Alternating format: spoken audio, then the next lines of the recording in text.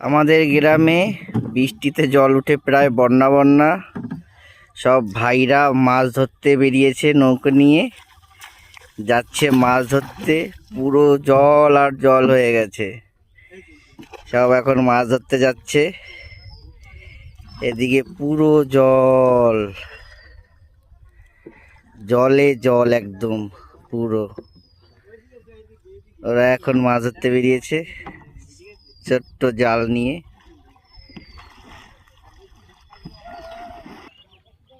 পুরো জলে একদম ডুবে গেছে, আর এক দুদিন বৃষ্টি হলে পুরো জলে ডুবে যাবে সব।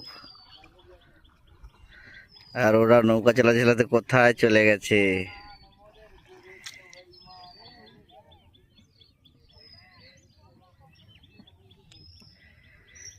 আর এদিকে আমাদের গ্রামটা